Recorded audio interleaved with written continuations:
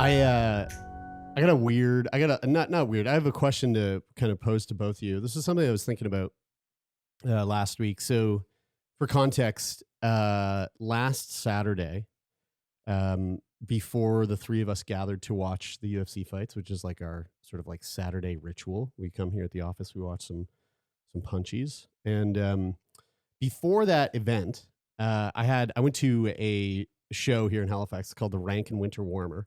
Shout out to Rankin McGuinness. Awesome show. They do it every Saturday. If you're in Halifax between like now, when this is coming out, and the end of March, go to it. It's 3 to 6 on a Saturday. It's like the most wholesome, fun, like sing-along time. Right in the middle of the day. Great, like day drinking, fun time. But here's the thing. Rankin's from Cape Breton, and people flood in from Cape Breton to go to the show specifically. And I was talking to my buddy Kyle, who manages the Marquee, which is the space where the show is happening. And I was like, hey, what time should I show up? And Kyle was like, yo, like line up early because people fight for seats. Like the seating situation there, people go crazy. And I was like, okay. And I knew that I had 6 people coming to enjoy the show with myself and Kira. And Kira was going to show up later. Wait, so you're a total of 8? I'm a total of 7, including me. Okay. So Kira is going to be showing up late. The other 6 are going to be, the other 5 are going to be showing up later. So I'm the first one there. And this is going to be a seat holding situation. Okay, so I see where this is going already. I have to hold 7 I think at Cineplex they call them Sally seat savers. Yes. Yeah, that's right. Now, I hate being a Sally seat saver because it gives me like an unbelievable and what I thought to be unreasonable amount of anxiety. Like true anxiety where like I'm fidgeting, I feel it in my heart, I feel it in my gut, like I just feel fully uncomfortable and like I can't just like settle. And I said this to Kira. I was like, hey, I just want to let you know, like, I'm feeling massive anxiety about grabbing all these seats because I know that this is like, there's a bunch of people come here. I only have 1 coat and I have 1 purse, my fanny pack, that I can lay out. And then I bought a bunch of drinks. I bought a bunch of drinks to put down on other chairs so that people just didn't take them. And I'm worked up. And it got me thinking about like irrational anxieties because I know that we know somebody that's close to us who has like drive-thru anxiety. We're like going through the drive-thru. I'm not going to say their name, but going through the drive-thru, they get really anxious. Like when there's other people in the car. They're like holding up the situation. Sure. Like if you're taking 4 orders with 4 people in the car and you're in the drive-thru, it's like, that's anxiety. And I don't get that, but I get it, but I don't have that. I don't have drive-thru anxiety, but I definitely have seat-saving anxiety. So, dude, I said that. Sorry to interrupt, but I said that to my dad once. I was in yes, because I kind of this is great. I don't you told get us it. This story, I don't get it, but I also understand it. And I asked my dad that because it wasn't my dad that was taking a long time. It was like the person on the other end was like, I can't remember what was going on, but it was taking a long time. And I said that to him. I was like, "Do you ever get drive-thru anxiety?" And he was like, "What?" The drive-thru anxiety, like when stuff's taking a long time and there's a bunch of cars behind you, he goes, no.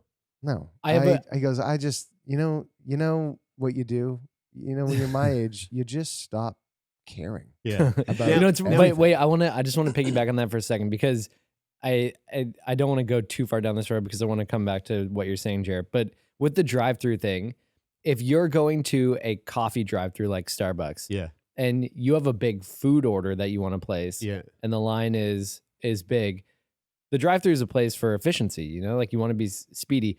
My question for you guys is do you think it's more considerate, and this is going like to the like airplane seat reclining sort of example, like if you're going to put in an order of food for like 4 or 5 people at a Starbucks drive-thru, do you ever have the thought that like maybe this is more considerate to do this in the restaurant? But I do have that feeling when the person in front of me is sitting at the drive-thru window for like more than 5 minutes, where I go, "What the fuck did you order, and for how many, and why? You're in a truck. There's only 2 seats. See, like, what's going on? Hurry the shit up." I have that thought because of that reason, because I don't like it when somebody does it to me. Same. And so therefore I consider not doing it. But do you get drive-thru anxiety?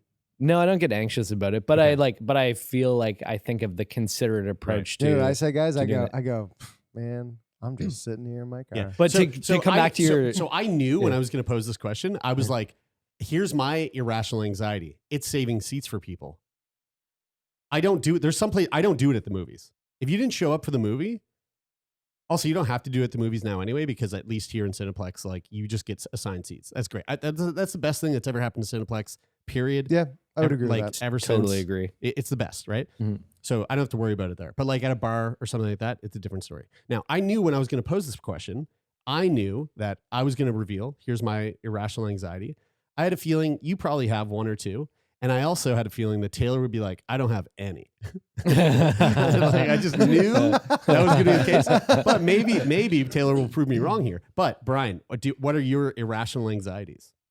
Oh man, it's hard because like I would think of like the drive-through example, and not that I feel anxious about that, but I know I agree with you. I think that there's probably a few that I have. Nothing jumps to mind like right off the top of my head, but that okay, it would be the airplane seat thing. Yeah. I would feel anxious if I reclined my seat, which is why I don't do it. But it comes from that like idea of like being considerate. Yeah. So fortunately, it's a different situation where I'm not put into that situation involuntarily. Like I have the choice if I recline my seat or not. Yeah. But if for whatever reason I reclined my seat on the plane, I would feel irrationally anxious about The having it the person backwards. behind you. Yeah. Yeah. What about you?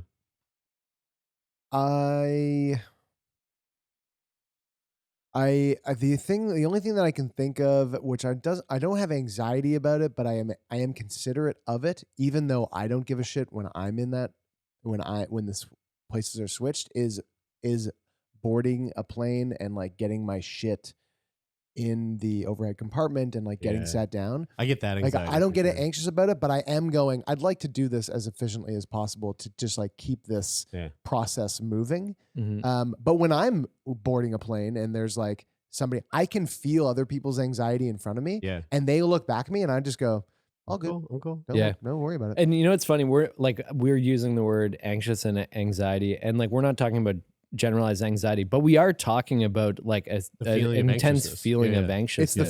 It's the feeling of anxiousness that it's like the form of anxiousness that probably everybody on planet Earth. Do you not get like Can, irrational anxieties with Zaya? Like I had like a slight one yesterday when she was like climbing up, like she was trying to climb up to stand up and holding on to me. And I was like, man, I'm anxious that you're going to fall back and hit your head. Yeah, I mean, no, because no, I mean that's because I know that that's not something that she does. I feel like if I had a kid, my kid would be wearing a helmet 24/7. I have a question And, for like, you on a guys. leash. No, So- on a because leash and wearing a helmet. because they do something, and you might have that thought at first, but then because kids are developing and learning, and like when they get something, they start to do it over and over and over and over. They do it like 1,000 times once Yeah. they realize they can do it. Yeah. Then you notice after the first like 2 times.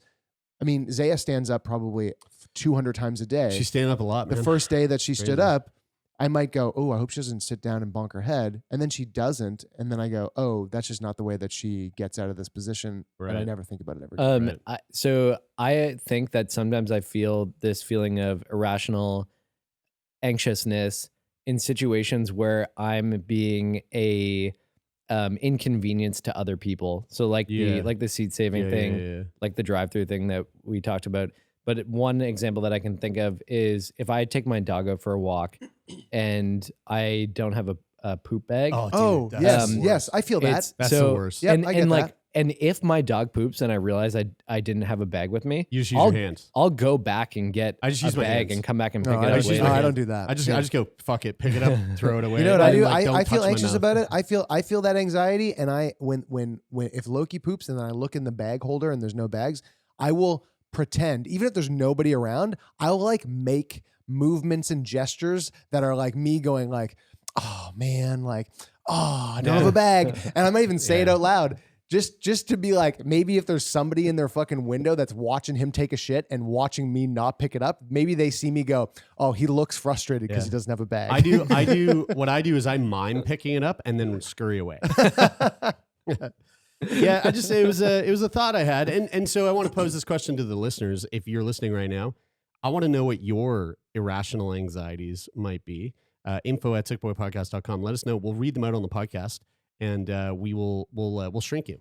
I will say that with having a kid, that in the beginning, when you're like, whoa, this is so new. Yeah. That when so a baby is supposed to sleep in a bassinet like next to your bed for the first few months. Bassinet.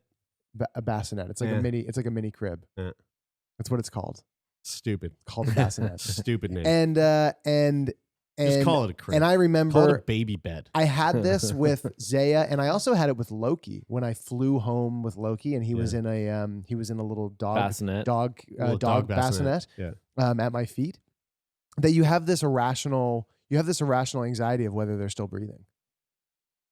Ooh, Like, I don't like that. You just have Yeah. it. You're just because you're so, they feel so at first, and this probably dissipates. Well, it dissipated for me in probably the first 2 weeks, but it's like you view them as so fragile Yeah. and so like just so like there's so much they're so exposed that you just think you which is it is very irrational once you get over it and you look back on it, but in the moment you're like, you feel like you kind of need to be ready.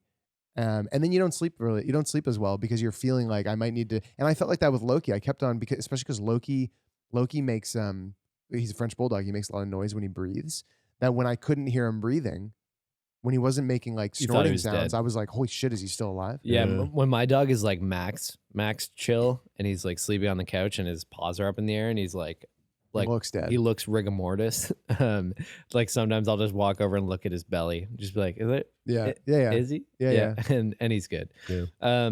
Jared, I'm curious to. I don't want to stay on this topic for too much longer, but I'm curious how you dealt with your plucking irrational. Donut, you're just like he's like a gardener here. He's plucking leaves off I'm just the going, tree. I'll take this one. I'll take this one. I'm curious how you dealt with your irrational anxiety in that moment. Like, how did you do in that moment? So anytime anyone would like look, like there was a couple people that came by and they looked at the seats, like, can I? And they would look at me. I would Shit in his hand and throw feces. No. I would look at them and I go, what?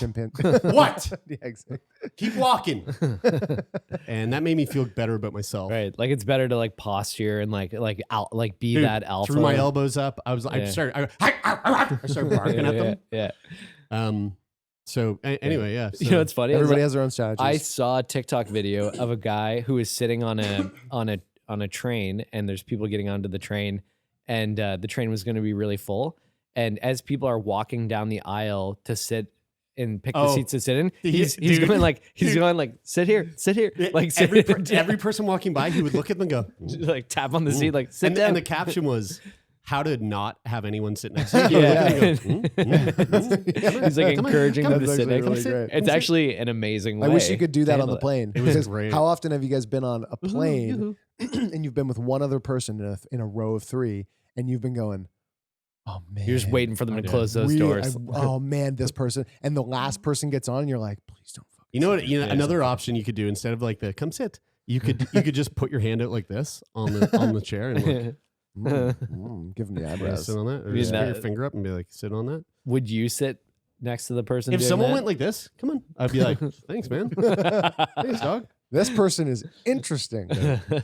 Here's a wild little post that came across my desk this last week. New data from Scientific Accident has suggested that life may actually flash before your eyes as we die. Whoa. So they accidentally stumbled across this.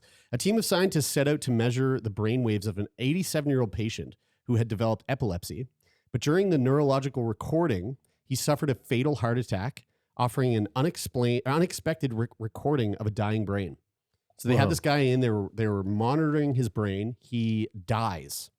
And they go, holy shit, we just saw what happens to the human brain when they die. Which, like, we've never done that before. That must be so exciting. It must be like setting up your camera to record like a rainstorm and then all of a sudden getting the perfect flash of lightning. Yeah. Yeah. Actually, there was a guy in Newfoundland that just caught on camera accidentally a moose shedding its antlers, which is something that has like never really been recorded. Whoa. And people are kind of freaking out about it. So Interesting. it revealed that in the 30 seconds before and after his death, the man's brainwaves followed the same patterns as dreaming or recalling memories.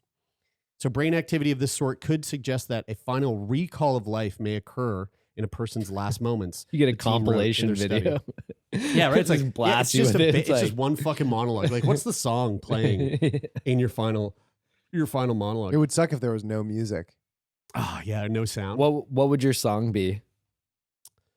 I think it would probably be like that song that's like, if I go home on a little gun, The song that I was singing right before we started recording. that. I would Dimension by Wolf Mother. Yeah. Into another dimension. Yeah, Very right. good. Mine would be the drop during Fat Freddy's Wandering Eye. Like Yeah. Man, it's like the saxophone busting in such a. Brain activity of this sort could suggest that Dr. Ajmal Zamar, a co-author of the study, said that what the team, then based in Vancouver, Canada, accidentally got was the first ever recording of a dying brain. He told the BBC, "This was actually totally by chance. We did not plan to do this experiment or record these signals. So will we get a glimpse back at time with loved ones or other happy memories?" Dr. Zamar said that's impossible to tell. If we were to jump into the philosophical realm, Because this guy actually died. he did. He didn't come back. Yeah.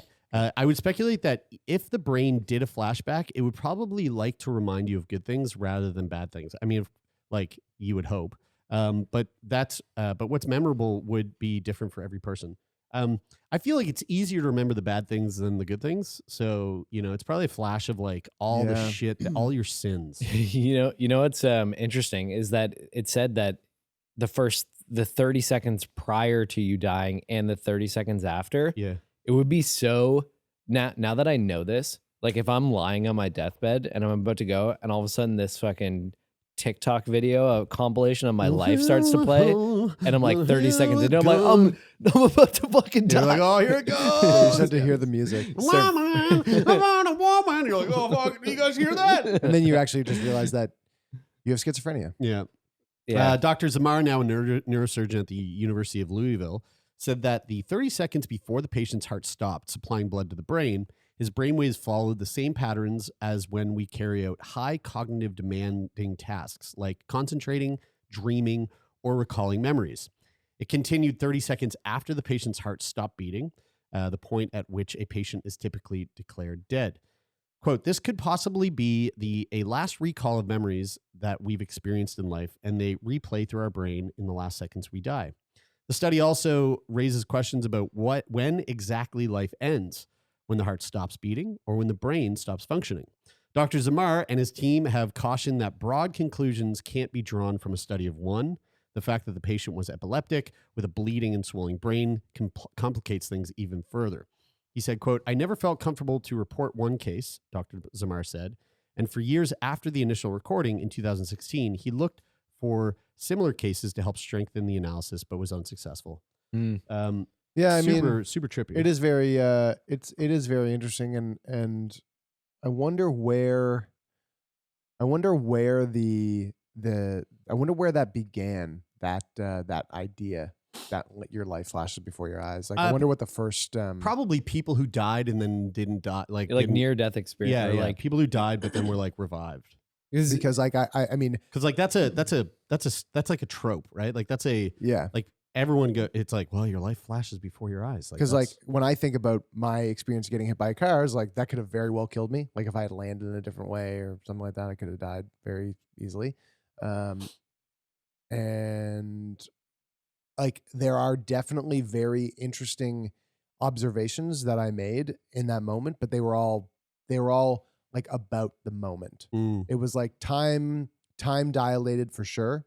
Things slowed down. Certain things like stood out very vividly. Like still right now they do, but not like That's because you weren't actually dying. I wasn't dying actually I wasn't actually dying. But I guess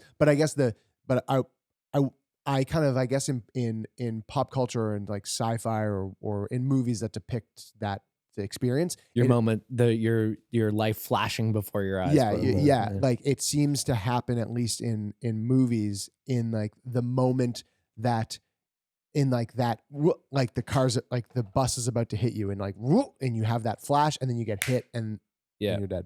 Yeah. There was a 2013 study carried out on healthy rats that may offer a clue here. So in that analysis, U.S. researchers reported high levels of brainwaves at the point of death until 30 seconds after the rat's heart stopped beating, just like the findings found in Dr. Zamar's epileptic patient. The similarities between the studies are astonishing, Dr. Zamar said.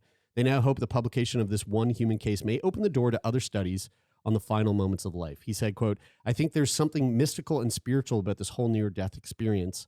And findings like this, it's a moment that scientists live for." It's also interesting because when David McGinley talked to us about near-death experiences, the high priest, he had talked about like his experience and sort of told us about like this like very vivid sort of picture of him walking towards the light and like, you know, meeting his loved ones who had previously passed and them going, "Hey, now's not your time," or whatever. Yeah.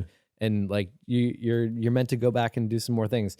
And in this study, it talks about how the brain waves are brainwaves that map to experiences like memory recall, but also it says concentration. Yeah. And so I wonder if maybe it's not your life flashing before your eyes and like that compilation reel. Maybe it's more like this actual like brain creating this sort of like that meme of all the algebra floating through the air when the person's like, oh, and it's like, yeah, this well, like whatever your version of your transition to the afterlife is, like maybe it's like you concentrating to create that vision of whatever that thing that sees you out of this world is. Yeah, you're definitely tripping balls when you die. For sure. For sure. Yeah. Here's another fun story. Halifax Funeral Home is putting fun back in funeral home. Wow, dude. That is such a news headline clip. Yeah. A monthly open mic night in Halifax is putting the fun in funeral home. Halifax Funeral home. The funeral home. The Halifax musician Noah Ty is known for hosting open mic nights across the city. But there's one gig in particular that people are dying to go to. Wow, man. I hate the news. I wasn't sure if it was a joke or if it was for real, but I'm a curious person, so I had to email back, said Ty. The email came from Caroline McQuinlan, who had recently had been hired as a family service counselor at Crookshanks Funeral Home, the one across from Sobeys up on Windsor there. Quote, "As soon as I walked in the chapel, the Windsor acoustics there, hit me. I said to my boss, I'm going to host an open mic night here," said McQuinlan. He had just met me and he was like, "Oh, haha." I was like, "Oh no, I'm serious. I'm going to host an open mic night here." And he gave me free reign to get it started. I love that they just like, they quoted that. I know. Oh, Dude, haha. the writing. I'm going to read that again. This is a full quote. He had just met me and he was like, "Oh, haha." I was like, "Oh no, I'm serious. I'm going to host an open mic here." And he gave me free reign to get it started. Ty says he asked some musician friends what they thought of the idea. They seemed pretty curious too, so we decided to go for it, he said. Where there's a will, there's a way. And Crookshanks Unplugged was born. Crookshanks Unplugged. I think I had 25 players sign up to play the first month, and it was kind of rolling that way ever since, said Ty. Every other time you're in a funeral home, you're not having fun. You're not smiling. So this was just a different way to see the space, which is nice. So, okay, just to clarify, yeah, right. the person who got this job here was like, this Said, would be a sick. Haha. They're like, haha. This would be a great. LOL. So random. This would be a great venue for an open mic night. They weren't like, hey, let's take a funeral party and do an open mic with this funeral party. Let's just use the venue. Use the space. Let's use the space and do it while people are remembering their dead loved ones. Because when no, because when they like the so title, wait, they're just doing an open venue. mic. They're just doing an open mic. Yeah. It's just a venue. And they're going, "Hey, come on in here and listen to some music and check out some coffins." Because the article title sounds like putting the fun back in funeral home. Funeral home. Right. Yeah. Like sounded like it would be, hey, like yesterday we had a conversation that we just released on the podcast about these like quote unquote alternative memorials or celebrations of life.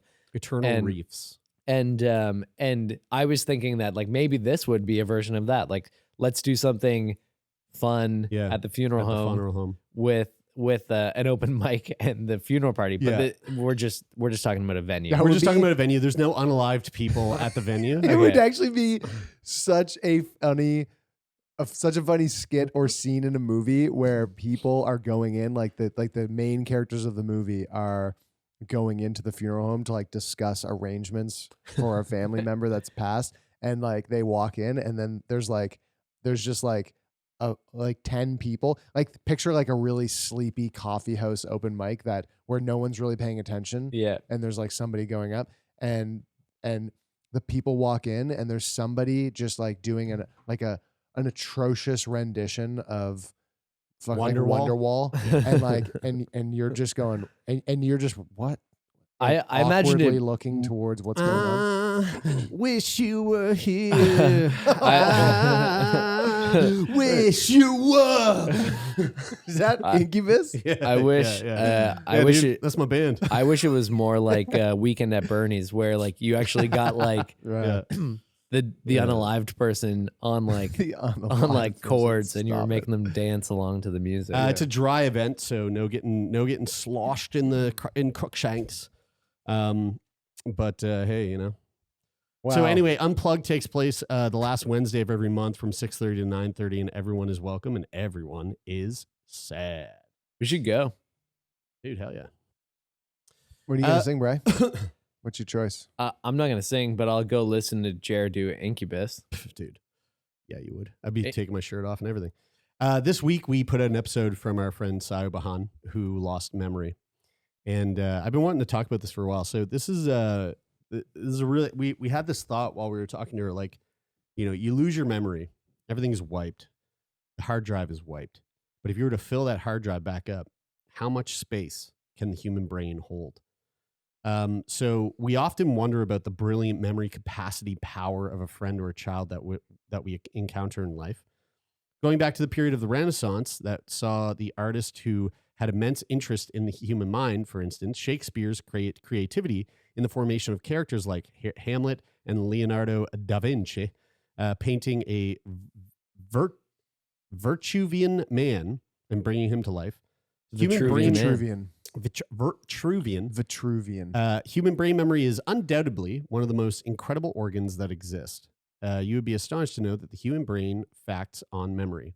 So let us understand the memory capacity of a human brain. New age life has made us aware of the technology used in our day-to-day lives. Gadgets such as computers, tablets, and smartphones have become the most integral part of life. When we think about replacing these gadgets, we first consider the memory of that particular device. So let us understand the phrases megabytes and gigabytes, which will help us know the storage capacity we look for when we buy any new gadget. The human brain memory is indeed a genius thing that we are gifted with. Human brain memory is far away the imagination of humans. The human brain and nervous system are inclined to problems such as any other part of our bodies. So what is the memory capacity of a human brain? The human brain is an intricate organ that manages memory, emotion, thoughts, touch, vision, breathing patterns, and every procedure that controls the human body. The brain, accompanied by the spinal cord, forms the nervous system. The experts calculated the human brain's storage by gauging connections between brain cells and decoded that number into bytes and computer memory units. The human brain contains billions of neurons, each forming thousands of connections. A single byte comprises 8 bits, and the human brain can store more than 1 quadrillion bytes of data, a petabyte.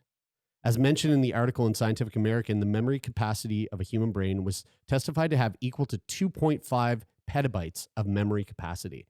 Which I think was a petabyte means 1,000 to 1,024 terabytes, or 1 million gigs. So that's the average human adult brain can accumulate the equivalent of 2.5 million gigabytes of memory. You know what's Way interesting more about than that? our Google Drive. You know what's interesting about that, though? is 100 times more.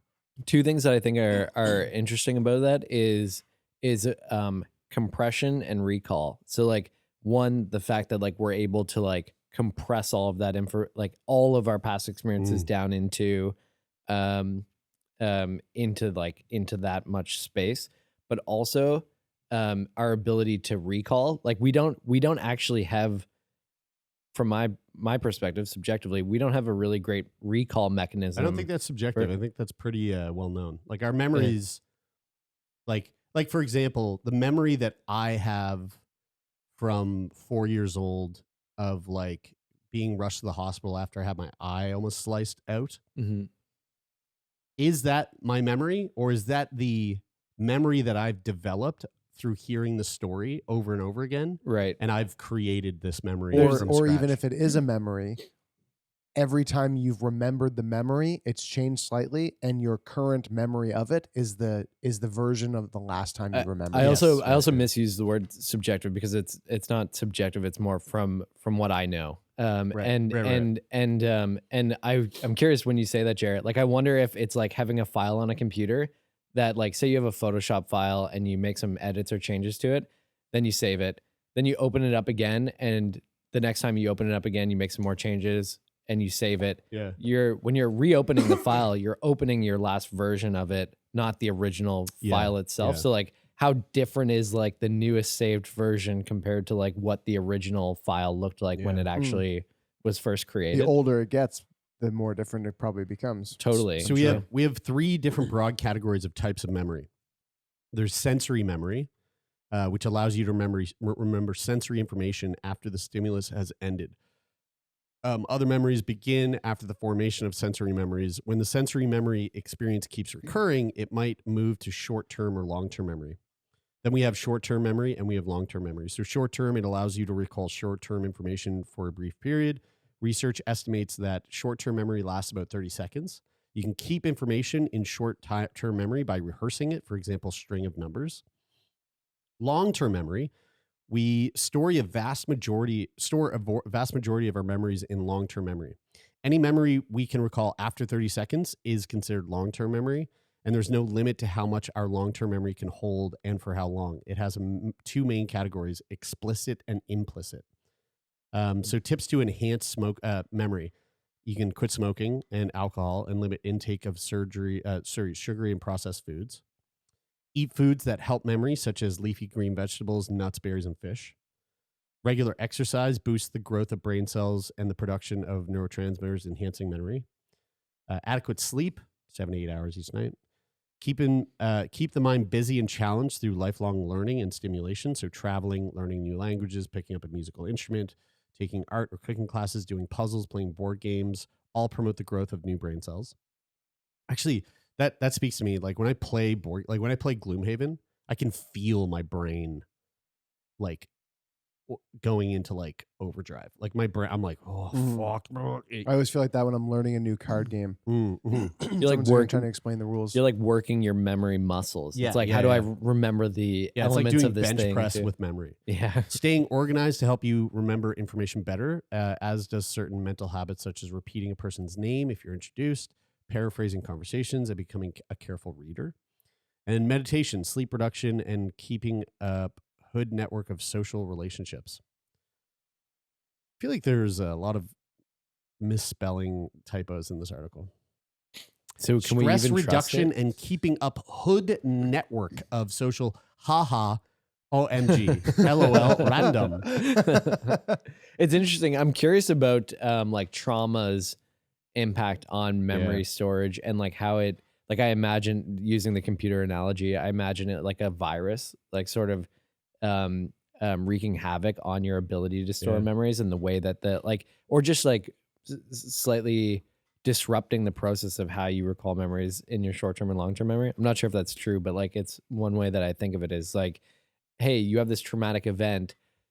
Maybe now you can no longer recall these types of long-term memories. Maybe now when you go to recall those types of long-term memories, this program opens instead or whatever. Yeah. Like it Dude, I have seems like shit memory. Like my memory is garbage. And Like I the mean, amount of time someone like one of you guys or like an old friend says, "Do you remember that time when we were at this party and you said this thing?" And I'm like, I fucking said that?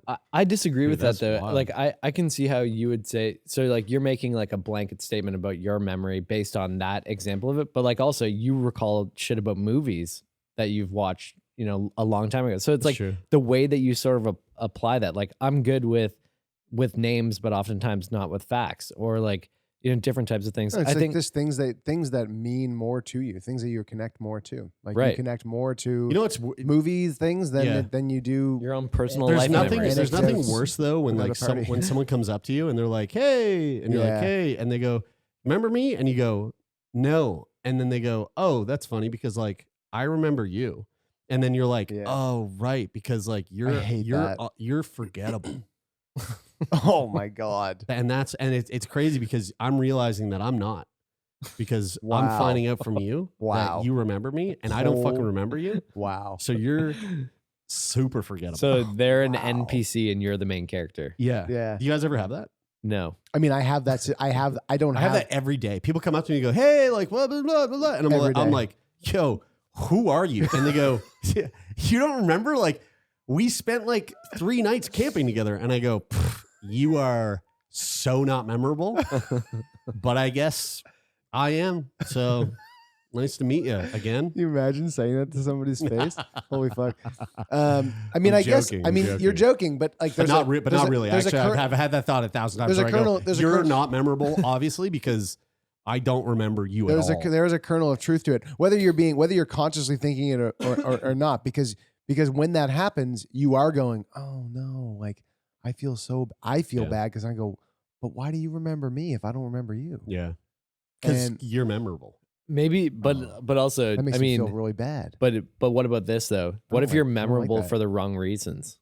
That's Sure. probably why people remember me. Sure, 'Cause yeah. they're like, Yeah. you're really loud. You're fucking obnoxious. But if you're memorable for the wrong reasons, You were farting. are people coming up to you?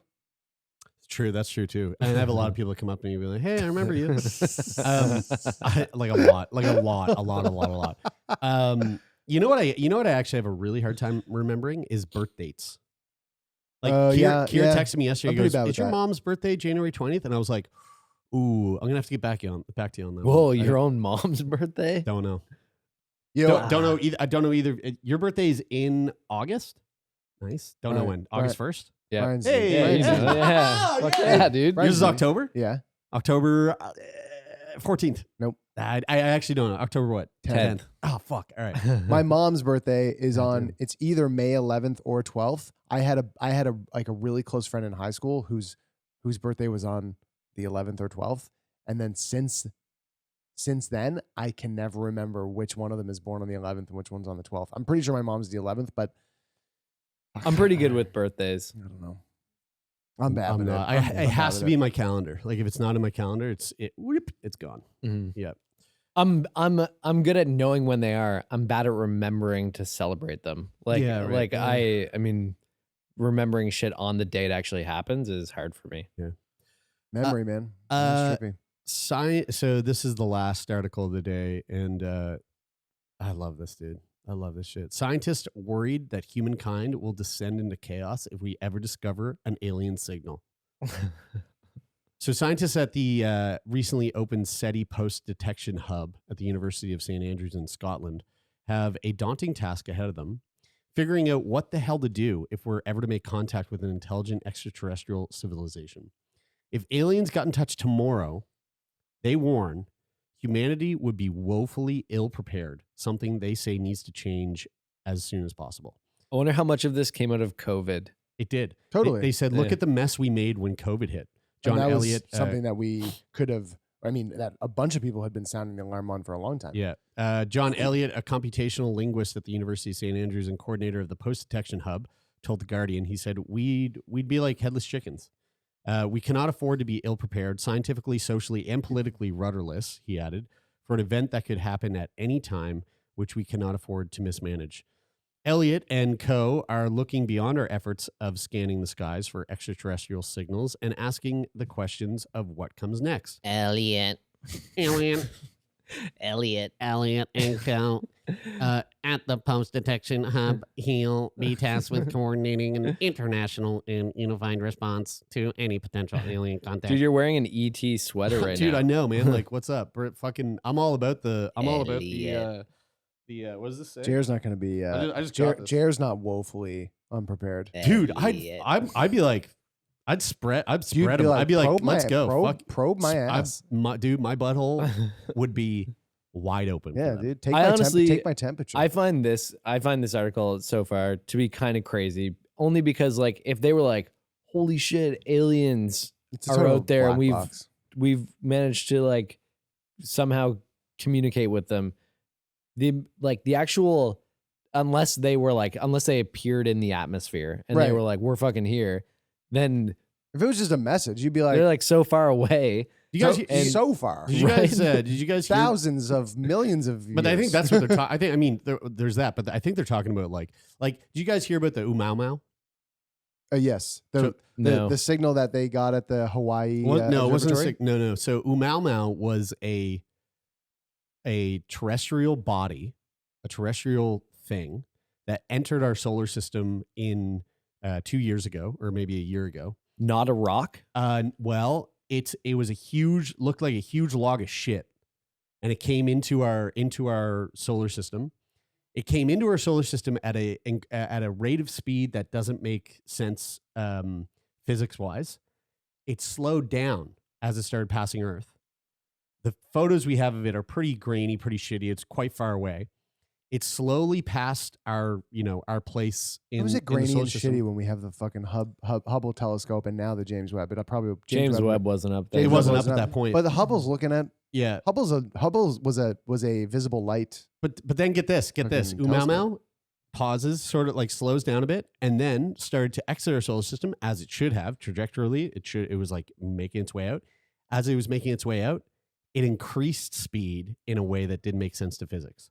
So there's a bunch of legit scientists. There was a guy on Lex Friedman's podcast not long ago talking about Umau, and he was like, we originally thought that this was some sort of like comet, but now we're looking at this and we most certainly do not think that at all. And none of what this thing was made any sense to us. It's a UFO.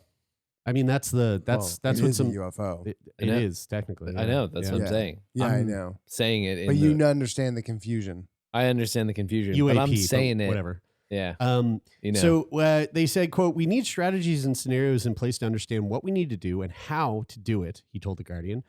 Unlike many of his peers, Elliot isn't afraid to have humanity respond to the calls of an alien civilization. That question alone is an active debate that has experts divided, with many arguing that giving up our location could end up in a disaster, which when we sent out that record out into space on the Voyager, Carl Sagan was like, let's put everything on there. Amazing, like our coordinates. Amazing video. Our coordinates, our genders, our mathematical equations, music, art, I mean, everything is on this like golden record that is said to last. It'll outlast our civilization. It will outlast the life of the planet. Can you buy like copies of that? Dude, that would be so sick. Right? That would be sick. I bet you can. I'm sure actually. You can get replicas. Yeah. What was that called? It was like it is like a record, right? Golden record in space. Let's find this here. The golden record Voyager. Dude, look at this. I mean, this thing looks sick. It looks so sick. Yeah. I want that on my record player. I think that making contact, that sending something out in the hopes of it possibly making contact with something, is I think that, dude, you can buy it. You can buy it on Earth. I think that realizing and recognizing and knowing that there is something out there to receive that signal from us, is worth the risk of total annihilation. Guys, a Kickstarter campaign recreated the golden records to make them available to the public on Earth for the first time ever. In 1977, NASA launched 2 spacecraft that would venture far out into deep space, each carrying a golden record with a message from Earth for any aliens the vessel might encounter. Now, for the first time ever, the record will be available to people on Earth. A new Kickstarter campaign is making copies of that golden record available to the public. Other than the 2 copies that NASA twinned Voyager spacecraft, only 10 copies exist. Oh, fuck, there's no way I'm getting this. most of which are on display at NASA's facility. Even Carl Sagan, who led the Golden Record project, could not get his hands on a copy. But now, David Peskovitz from the website Boing Boing and the Institute for the Future, Timothy Daly of Amoeba Music, and designer Lawrence Azard have come together to create a near exact replica of the golden-plated phonograph record to celebrate the 40th anniversary. The Voyager launches. Reserving a copy of the Golden Record costs $100, but the campaign also offers smaller Voyager-themed gifts for smaller donations of $10 and up. Can you get it right now? I'm going to look into it right now. Let's see. I'm super curious. What do you guys think? Worth it? Oh, yeah, $100 No, for not, sure. Not for sure. that. Making contact. Yeah. Look at this. This is so sick. Guys, this is so fucking sick. Well, yeah, I mean, the I record is want very cool. I want a copy of that for sure. Look at that. That's very The cool. the thing, I think it's worth it for Guys, we sure. can get one right now. But the one thing I think, so when I think of aliens, I think that a good way for me to think about it is that alien life forms, if we find alien life on another planet and it's not contacting us or like quote unquote intelligent life, it probably would look something more like other animals on this planet. Like think of like our sort of library of different types of animals there are. I mean, sea creatures, land animals, mammals, birds, whatever. I would guess that an alien life would sort of look similar to something like that rather than like a human being or anything. Well, I'm hypothesizing majorly, obviously, theorizing majorly, but I think that one of the reasons why you would make the assumption that it's bipedal is because it would be challenging to evolve.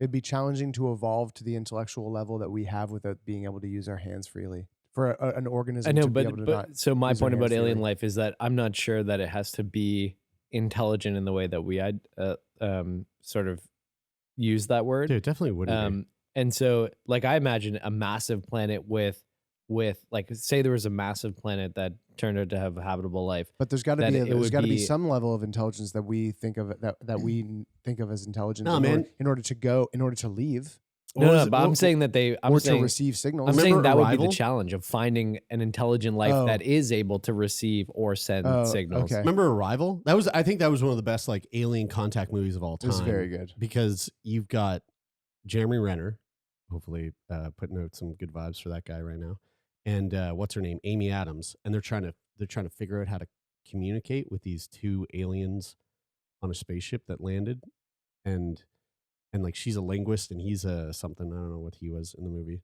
Jeremy Renner? I can't remember. He was like a geologist or something.